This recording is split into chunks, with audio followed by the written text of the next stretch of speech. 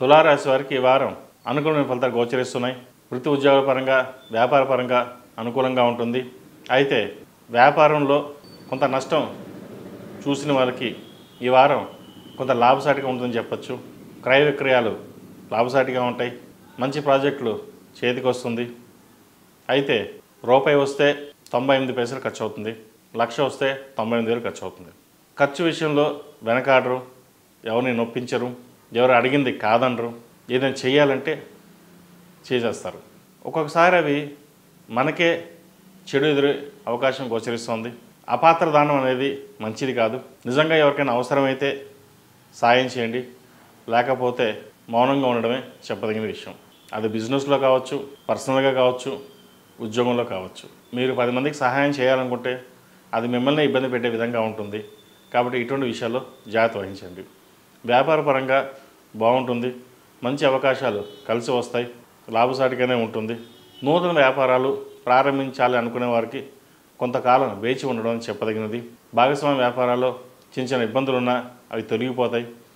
అయితే భాగస్వామ్య వ్యాపారాలు ఎవరికైతే ఉన్నాయో మనస్పర్ధలు వచ్చే అవకాశం గోచరిస్తోంది. అవి లేకుండా సామరస్యంగా ఉండడానికి ప్రయత్నం చేయండి. మంచి ఫలితాలు సంప్రాప్తిస్తాయి. అలాగే పిల్లల భవిష్యత్తు పట్ల, అలాగే సంతాన వృద్ధి కోసం కష్టపడతారు. సంతాన అభివృద్ధి బాగుంటుంది అనుకుంటారు. కొంచెం పెడదోవ పెట్టే అవకాశం గోచరిస్తుంది. పిల్లల విషయంలో మీరు శ్రద్ధ వహించాల్సిన పరిస్థితి కూడా ఎక్కువగా ఉంది. ఎటు వెళ్తున్నారో, ఏ దారి వెళ్తున్నారో, చదువుతున్నారా లేదా అనే ధోరణిలో మీరు ప్రతిదీ చూసుకుని ముందుకు వెళ్ళడం అనేది చెప్పదగినది. లేకపోతే ఇబ్బంది ఉండే అవకాశం గోచరిస్తుంది. అలాగే గవర్నమెంట్ ఫీల్డ్లో ఉన్నవారికి, సినిమా ఫీల్డ్లో ఉన్నవారికి, రియల్ ఎస్టేట్ ఫీల్డ్లో ఉన్నవారికి ఈ వారం బాగుందని చెప్పచ్చు. ముఖ్యంగా సినిమా ఫీల్డ్లో ఉన్నవారికి కష్టం తగిన ప్రతిఫలం లభిస్తుంది. అవార్డులు వచ్చే అవకాశం గోచరిస్తుంది. ఏది ఏమైనా సరే ఈ వారం కొంతవరకు వీరికి బాగుందని చెప్పాలి. ఈ రాశిలో జన్మించిన స్త్రీలకు వృత్తి ఉద్యోగాల పరంగా, వ్యాపార పరంగా అనుకూలంగా ఉంది. మంచి అవకాశాలు కలిసి వస్తాయి. నూతన పెట్టుబడులు పెట్టడానికి లోన్లు మంజూరు అవుతుంది. అయితే వచ్చిన ధనాన్ని అవసరానికి మించి ఖర్చు చేయకుండా ఎంతవరకు అవసరమో అంతవరకు ఖర్చు చేయడం అనేది చెప్పదగిన విషయం. వ్యాపారం బాగుంటుంది. ముందు ఇన్వెస్ట్మెంట్ చేద్దాం అనే కాకుండా వ్యాపారాన్ని చూసుకుని ఇన్వెస్ట్మెంట్ చేయడం అనేది చెప్పదగినది. రియల్ ఎస్టేట్ వ్యాపారస్తులకు ఈ వారం బాగుందని చెప్పచ్చు. ఏవైతే పెండింగ్లో ఉన్నాయో, ఆగిపోయి ఉన్నాయో ఈ వారం మొదలయ్యే అవకాశం కనిపిస్తోంది. కాబట్టి ఈ వారం అనుకూలమైన ఫలితాలు ఉన్నాయని చెప్పవచ్చు. అయితే ఆరోగ్యరీత్యా మటుకి కొన్ని జాగ్రత్తలు తీసుకోవాలి. ముఖ్యంగా సైనస్, పాదాల నొప్పులు, అలర్జీకి సంబంధించి ఇబ్బంది పెడతాయి. వాటి విషయంలో జాగ్రత్తలు తీసుకోండి. విద్యార్థులకు ఈ వారం బాగుందని చెప్పచ్చు. అయితే చదువు మీద శ్రద్ధ వహించాలి. ఏదైనా విషయ వ్యవహారాలు ఉంటే పెద్దలతో చర్చించి నిర్ణయాలు తీసుకోవడం చెప్పదగిన విషయం.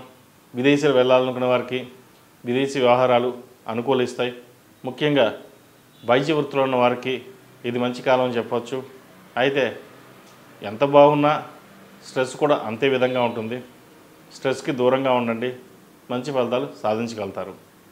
విదేశాల్లో ఉన్నవారికి ఉద్యోగ ప్రయత్నాలు అనుకూలిస్తాయి. మంచి ఉద్యోగం లభిస్తుంది.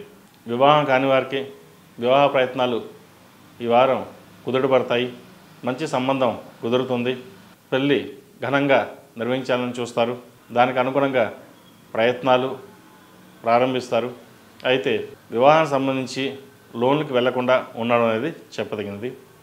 అలాగే క్రెడిట్ కార్డు విషయంలో వాడేటప్పుడు, తీసుకునేటప్పుడు జాగ్రత్త వహించాలి. వాహనాలు నడిపేటప్పుడు కొన్ని జాగ్రత్తలు వహించడం చెప్పదగిన సూచన.